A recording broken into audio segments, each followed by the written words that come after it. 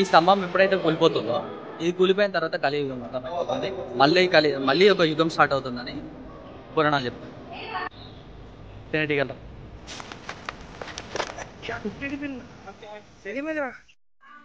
Day 4 in Maharashtra. Present మనం ఉంది హరిశ్చంద్రగఢ్లో.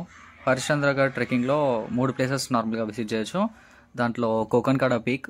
కానీ కోకన్కాడ పీక్ ఎక్కకముందే మనం విజిట్ చేయాల్సిన ప్లేస్ ఏదన్నా ఉందంటే అది కేదారేశ్వర్ కేవ్, ఇంకా హరిశ్చంద్రేశ్వర్ టెంపుల్.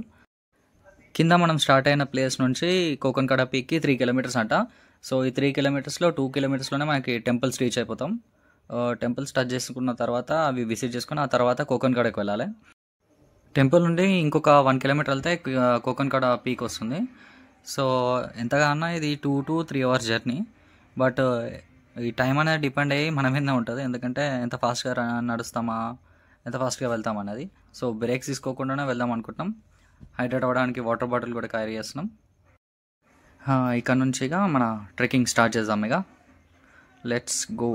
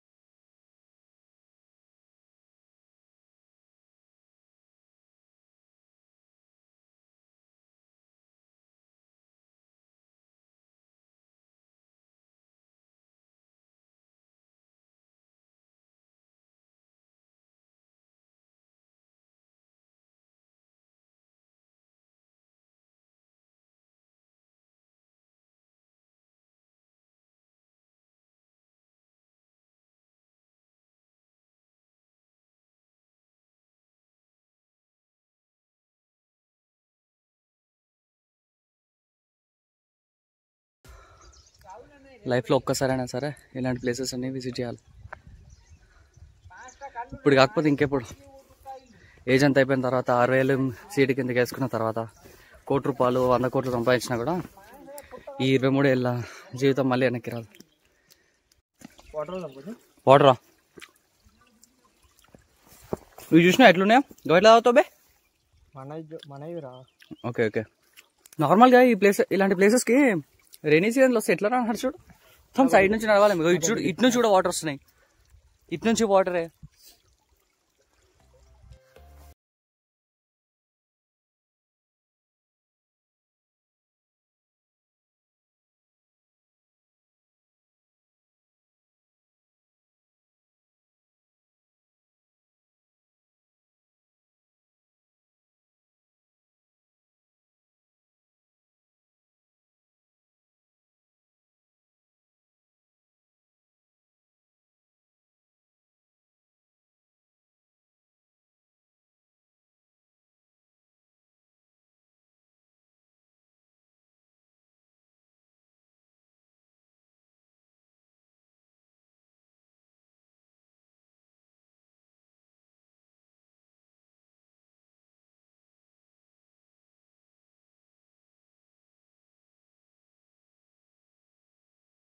డౌన్లోకి వెళ్తే టెంపుల్ వచ్చేస్తుంది. సో టెంపుల్ తర్వాత చూద్దాం. మనకున్న టైంని బట్టి ప్లాన్ చేసుకుందాం. ఎందుకంటే మనకి ఒకటే లేవు కదా, 2-3 ఉన్నాయి జర్నీస్. మళ్ళీ ఇప్పుడు ఇంటికి వెళ్ళాలి. ఆల్మోస్ట్ 700 to 800 కిలోమీటర్స్ మళ్ళీ ఇంకా ఉంది. ఆల్రెడీ 1000 సక్సెస్ఫుల్లీ 1000 అని ఫస్ట్ 1000 కంటిన్యూస్ గా నాన్ స్టాప్ గా తిరగడం. నాన్ స్టాప్ కాదు 450 400 అంతేనా? 4 to 450 అంతే. 432 ఎగ్జాక్ట్లీ చెప్పాలి. ఏంటంటే యూజువల్లీ వేరే బైక్ల మీద కొట్టొచ్చు. R15 మీద కొట్టినాం చూడు, ఆయనకి దమ్ము ఉండాలి. అంటే చాలా మంది ఉన్నారు. 2 మేజర్ ఇష్యూస్ అంతే. రోడ్స్ మంచిగా ఉంటే స్లో పోతే ఇష్యూ కాదు. రోజు మంచిగా లేదు అంటే problem, back pain, wrist. Wait wait wait, మీకు వ్యూ చూపిస్తా. Wow, temple, what a temple.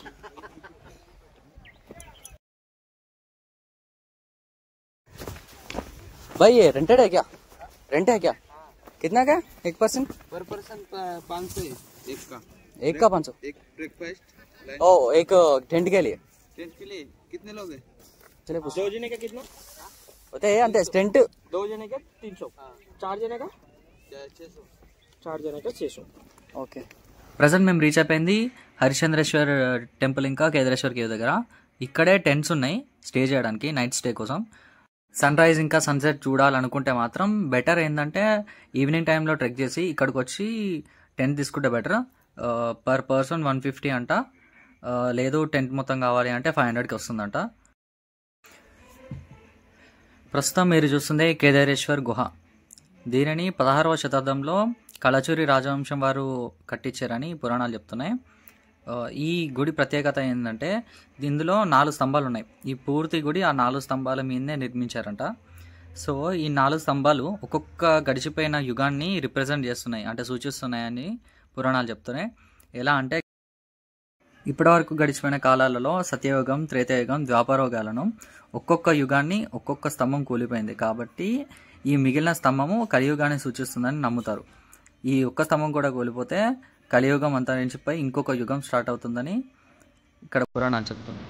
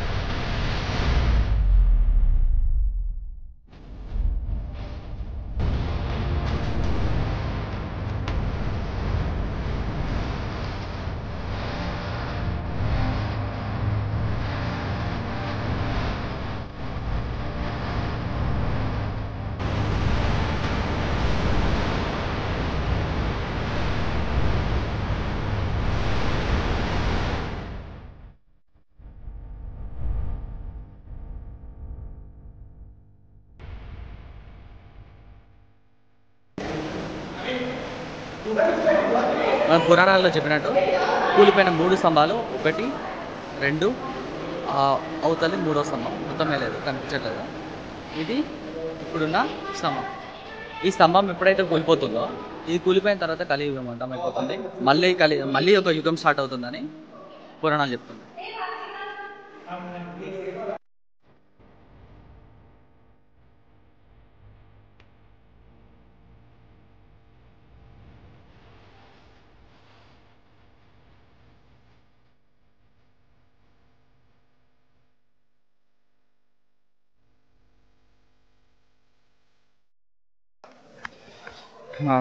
Successfully దర్శనం అయిపోయింది. కాకపోతే కొంచెం పబ్లిక్ లేని టైంలో వస్తే పీస్ఫుల్గా దర్శనం అవుతుంది. నిజంగా పబ్లిక్ ఉండే టైమే లేదు అసలు ఈ టెంపుల్కి. ఏ టైంలో అయినా పబ్లిక్ ఉంటుంది. గోపురం చూడండి ఎంత బాగుందో. క్లియర్ వ్యూ చూపిస్తాను, కొంచెం దగ్గర క్లోజ్ కో. చాలా బాగుంది గోపురం.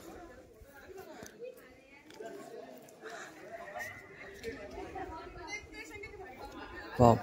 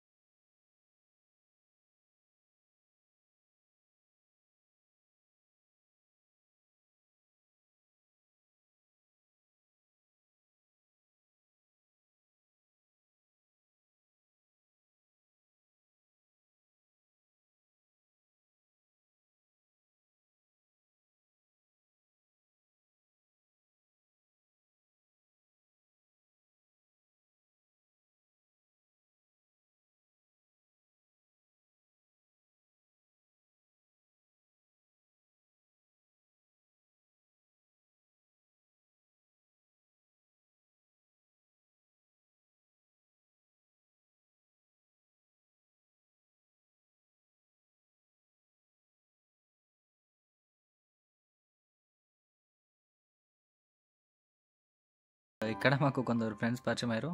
అహ్మద్నగర్ నుంచి వచ్చారు, అంటే ఇక్కడ నుంచి జస్ట్ ఒక 120 కిలోమీటర్స్ అంట. సో ప్లాన్ చేసుకొని వచ్చారు గ్రూప్గా, వీళ్ళే ఆ గ్రూప్. అండ్ ఇక్కడ నుంచే మనం స్టార్ట్ అవుతుంది కోకన్ కడాకి. ఈ హరిశ్చంద్రేశ్వర టెంపుల్ నుండి ఇంకొక 1 కిలోమీటర్ ట్రెక్ చేసుకుంటూ ఇదే దారిలో వెళ్తే మనకి కోకన్ కడా పీక్ వస్తుంది.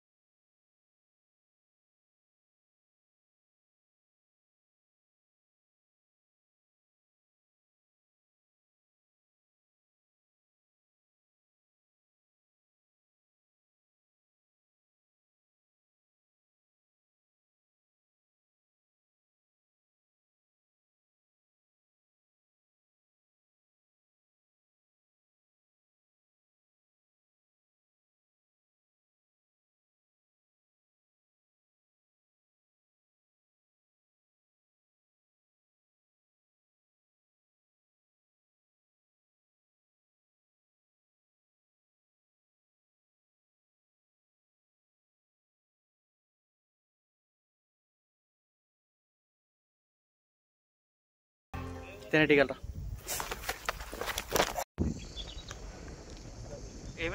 కలరా డిస్ప్లే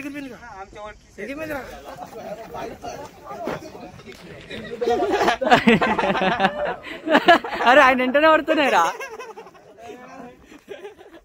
ఏ నవ్వగరా పాపం రాడు.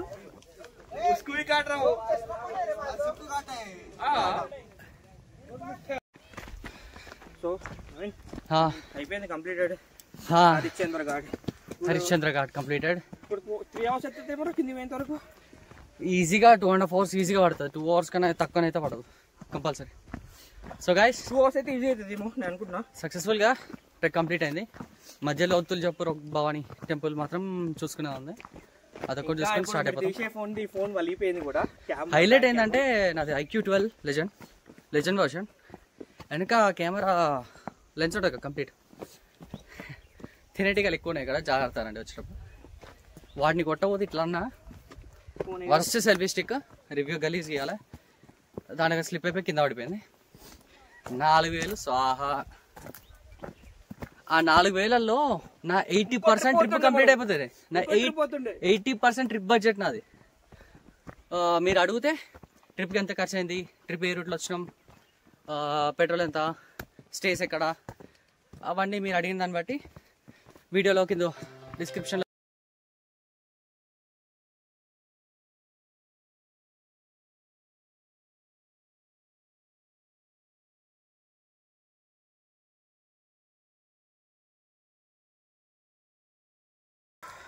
ఫుల్గా టైర్డ్ అయిపోయినా.